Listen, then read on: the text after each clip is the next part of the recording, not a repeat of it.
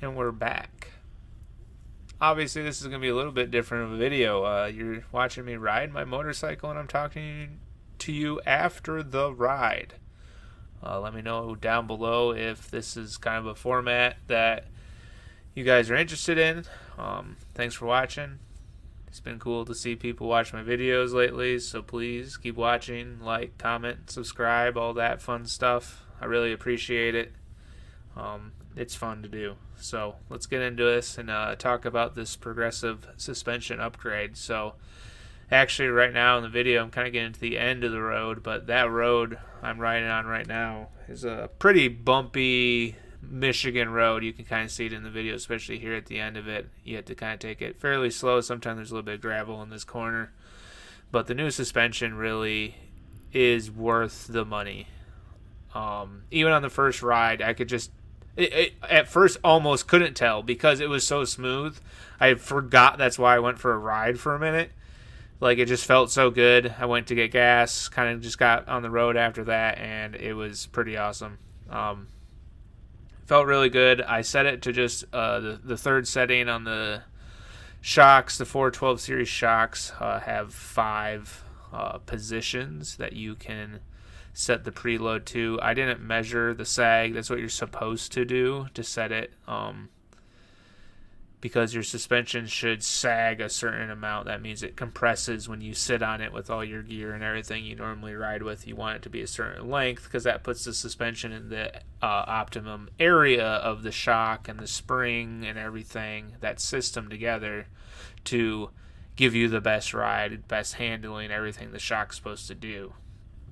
But it felt pretty good in the third setting, maybe a little stiff, as I talked to my dad about it too. Like the third setting, we both had the same idea. That's where to put it at first, ride it for a little bit. It's probably going to break in too. It felt a little stiff in that third position, but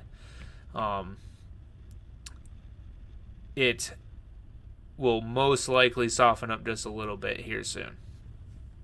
So going through the corners and everything too, it just felt like the bike wanted to turn a little more, and that might be I should have measured the sag of the suspension before and compared it to what it was supposed to be. I did not do that. I've been running that in the third or fourth position on those shocks. They're like Showa, the stock OEM shocks that came on the bike 39 years ago or something like that. The bike only has like 22,000 and something miles, but it definitely, in comparison, feels like they were worn out now that I've ridden the 412 series shocks. I think it's definitely a big upgrade for anyone looking to upgrade their Magna. Specifically, that's what we're riding here, the 83 Magna V45. They also make them, ready to go for the V65 if that's what you own. Just go to their website. They have the whole catalog. Just type in what you want. They have two, at least for the 412, there's 2 different spring rates you can get. I had the standard. There is a heavy duty that they recommend if you weigh a certain amount. It's like 250 pounds or more, or you ride 2 up most of the time. That way they have a couple different spring rates you can get into at first, and then they always have the 5 different preload settings as well, so that can stiffen up the suspension if you do every once in a while ride 2 up, or you put gear on your bike like going camping or just on an overnight trip somewhere. Like, you can stiffen it up even with the standard springs pretty well. I weigh right now about 235 pounds, probably with all my probably a little more with all my gear and everything on. And they felt great to me, and that was just the third setting, so obviously the 5th setting would be a lot more stiff, probably too stiff, just for normal everyday riding for me. I ride with a little backpack on now. Sometimes my tail bag, I'm kind of just trying out both of them, see which one I like a little better. But I don't have a lot with me on normal. So I probably am near that 250 pound mark with all my gear and what I carry on the bike on a normal occasion. But the standard springs feel great so far. So they're going to soften up a little bit, so we'll see if that changes at all over time. But this first ride was really good. Just the bike in general lately has been running really well. This year we changed the clutch completely out. Springs, the steels, the friction plates, all that got swapped out. That's feeling great now. No slip at all anymore. You can rip it all the way up through all the gears. There'll probably be a little rip up here, I'm sure, up at the stop sign at the end of this road. I'll be ready for that. But I'm going to also try to get that microphone for the engine noise better. Obviously, that would be a lot more cool to have this video with the engine noise. So I'll work on that. Let me know down below if you'd like to hear that. Let's see. We rebuilt the entire front brake system this year. That's been pretty great. Especially with the Apex brake lines that you can get that are the stainless steel braided lines. They stiffen up the front brakes definitely a little bit. You can really now just kind of use a couple fingers and get a nice good brake feel. I did have to change out the bleeders on the calipers.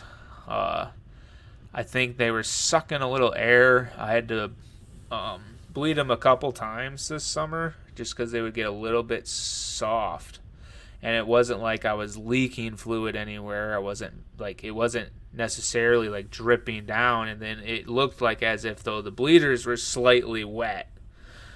So I swapped those out, bled them again, so hopefully that will be good. I swapped out the one for the slave cylinder for the clutch as well, just at the same time. Figured that was a good thing to do. I had not done that yet.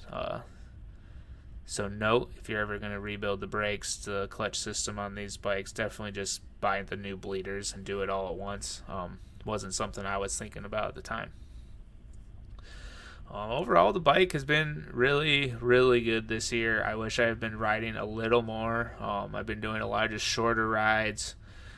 Just been busy with other things, hanging out with my brother, doing things I want to do as well. But I've been just doing a little bit shorter rides this year. Last year I was doing a little longer rides. So I've been riding often, but just not as far and whatnot. So hopefully before the end of the season here, we'll get a few more rides in up here soon. In October, I'm going camping up near Higgins Lake. I would prefer to, big dirt pile there in the road. I remember that. Going camping up there, hopefully taking the motorcycle on that for the weekend. So I want to just kind of gallivant around the northeastern part of the lower peninsula here in Michigan, especially when it's kind of peak colors in fall. I think that would be a really good time. So hopefully going to be riding up there, take Route 66 up through the middle of Michigan. It's going to be a couple 100-mile ride, so nothing too crazy. But that'll be a lot of fun. Hopefully the weather holds out for that. And then start probably planning for any maintenance in the off season. Going to probably rebuild the front forks now, upgrade those to progressive suspension springs. Hopefully, I think stiffen them up a little bit. I don't necessarily want to make them stiff, but I think they definitely need a little bit of help. I need to swap out the fluid. I have not really touched those at all other than cleaning the fork seals. So that is definitely a part of the bike I want to do in the off season, but I think I'm going to start wrapping up the talking portion of this video. Really appreciate all the support. I really appreciate you guys following me through this motorcycling journey that I'm doing, especially working on the bike. I'm seeing some comments from a lot of people saying they really not only enjoy the video, but have found them useful for what they're doing with their motorcycles. So that's really cool to see. Let me know if that's something you've been doing with my videos, because that's what I had to do as well. So it's been really cool to kind of see the other side of that coin. But thanks for all the support. Like, comment, subscribe down below what you might want to see. We're going to be working on the two Suzukis if you haven't seen those two projects. I do have a video of just an introduction to them on the channel, so check that out. And thank you once again. And we'll catch you next time. Out.